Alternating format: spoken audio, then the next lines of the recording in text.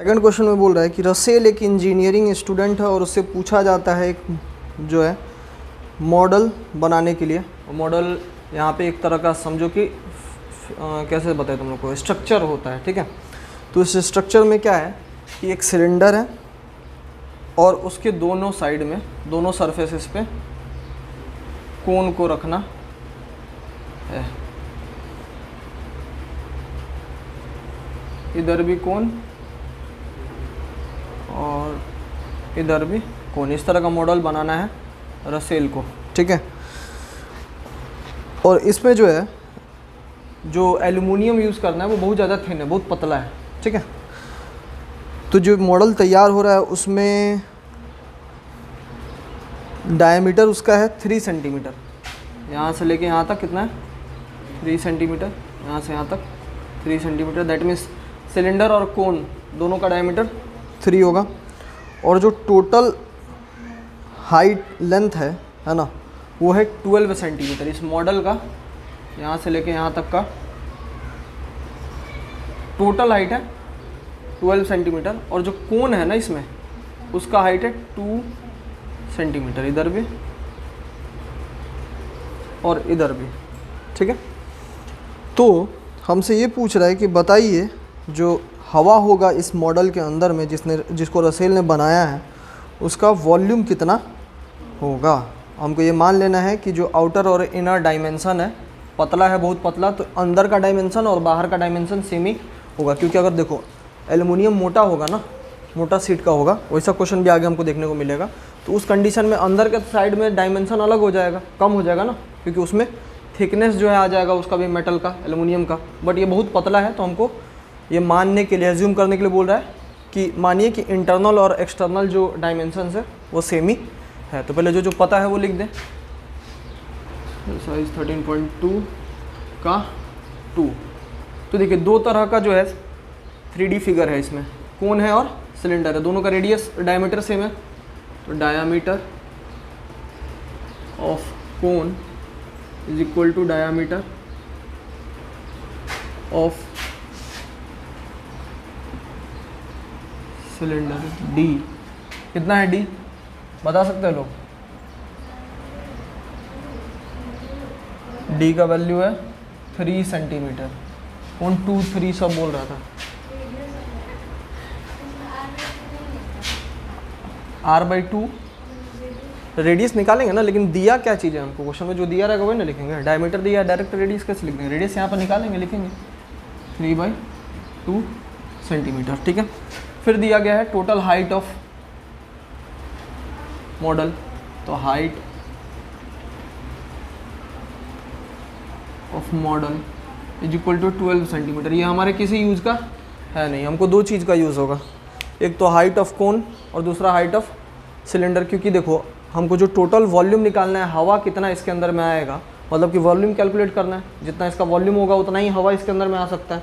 Volume का मतलब क्या होता है कि कितना जगह है उसके अंदर में, और जितना जगह होगा उतना ही हवा आएगा ना उसके अंदर में। तो दैट मीन्स इसका मॉडल का वॉल्यूम कैलकुलेट करना है। और वॉल्यूम कैलकुलेट करने के लिए इसका, इसका और इसका तीनों का वॉल्यूम कैलकुलेट करना होगा। इसके वॉल्यूम का फॉर्मूला होता है 1/3 πr²h। तो h इसका यूज होगा। फिर इसमें भी h आता है, तो उसमें इसका हाइट यूज़ होगा, ठीक है। तो हमको इन दोनों का हाइट लिखना है। टोटल मॉडल का हाइट से हमको डायरेक्ट कुछ भी यूज़ नहीं है। अभी देखो इसका यूज़ करके हम सिलेंडर का हाइट यूज़ करेंगे, मैंने कैलकुलेट करेंगे।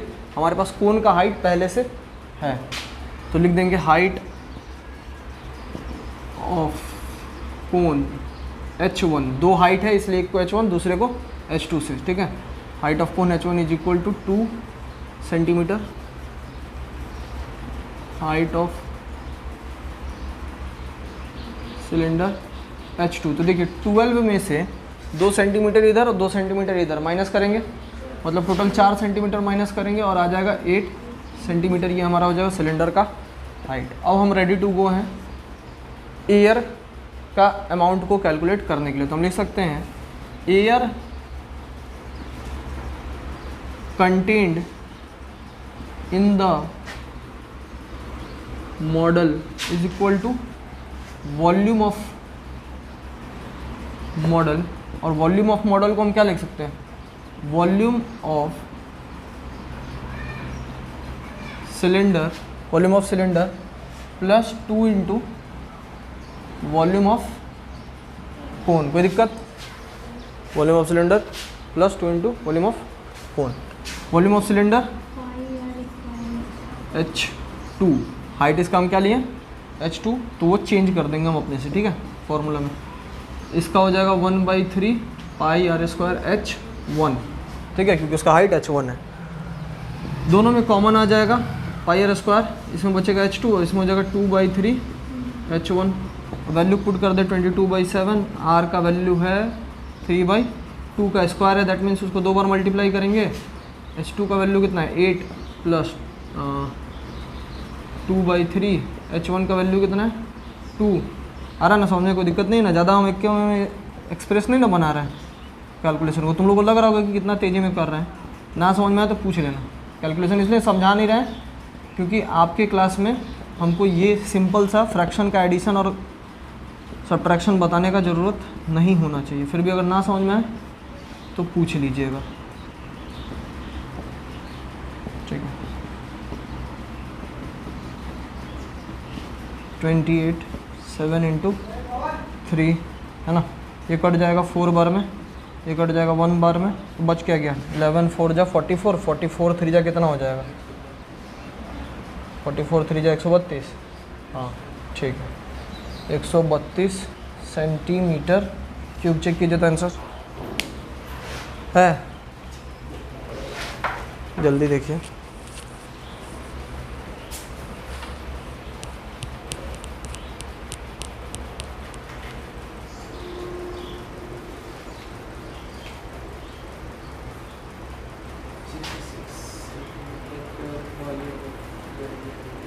सिक्सटी 66 सेंटीमीटर क्यूब दिया। समथिंग इज़ रॉन्ग, कुछ तो गड़बड़ है। अच्छा जी, यहाँ पे देखिए एक 2 जो है 2 है ना, यहाँ पे ये 2 छूट गया था, तो 2 को नीचे लिख देंगे, 2 से क्या कैंसिल होगा, तो 66 सेंटीमीटर क्यूब आ जाएगा।